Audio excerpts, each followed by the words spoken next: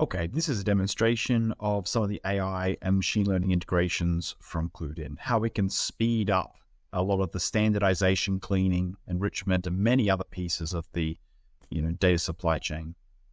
So I've got an example here where I've imported some data on companies. I've just kept it simple just so we can all see exactly what the platform's doing. And you can see this data is pretty bad.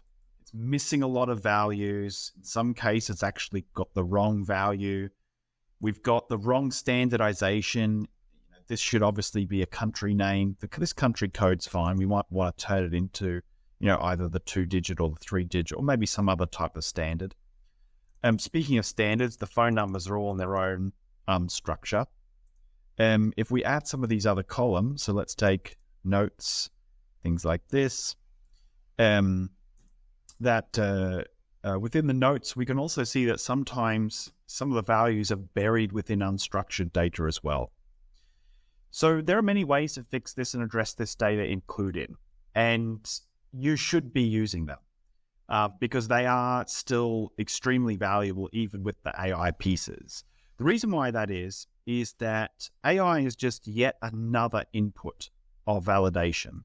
And what we're wanting to build up here in your most trusted single source of truth of data is multiple different places all essentially agreeing on the same values. And that's what helps build up trust in the data.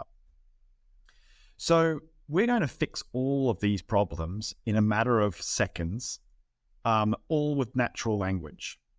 So for that, let's head over to our management screen and let's head to the rule builder. So within here, we've set up a couple of rules. I'm just going to activate all of them. And let's go through and take a look at some of these. So let's take something like the lookup address. So what we're telling the engine here to do is that where the type of data is equal to this organization that we've onboarded into the platform, I want you to run this AI lookup address. And as we look into the specifics, all we're really telling the system here is we're writing in plain English, and this could be in any language that you want. So you could write this prompt also in any language. What is the HQ address of organization name in organization country code? Okay. If we take another example, so let's head back. Let's do something like the website. Same type of filter, but this time we're just asking, what is the website for this name? And return the value in a standard format of a URL. Okay, so notice that we're just using natural language to be able to address these challenges. So let's piece that together. If we were to go to something like Microsoft and we go to the address, naturally we don't have things like the website on this and the address. It was missing in that internal data. You could argue there's a couple of problems here. This is not a country. This is a country code. We've also got this non-standardized phone number. If we head over to something like Amazon, we've got different types of problems. We've got the wrong value actually coming in. We've got another format of the phone number. Of course, we don't have the address or the website. And what those rules are doing is it's going to inspect every single one of these records, and it's going to pull these individual tokens out. So in the enrichment of company website or the HQ address, it was using the name and it was using the country code. So that would formulate to the AI a question that says, what is the HQ address for Amazon in AUS? Okay.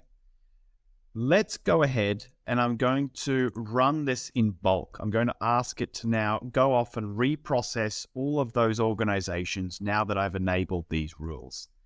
And something pretty magical happens. In that if we go back to these records and refresh, we'll notice that absolutely everything is done perfectly for me. Where it's fetched the website, it's standardized the phone number, it has changed the country that was AUS to its country name. it has corrected the Mark Zuckerberg CEO value, and it's also enriched the address. Let's go over to something like Google. And for this, we can see that it's got the address. The country name has been changed. We have a rule that's extracting the longitudes and latitudes out of this unstructured data. You can see that it's put it into this own structured format now. Our phone numbers are standard. Our website's been fetched. And this was all in the matter of a couple of seconds using natural language. This is just one of the many pieces of AI that are in the next version of the CluedIn platform. So super exciting time ahead for anyone using CluedIn.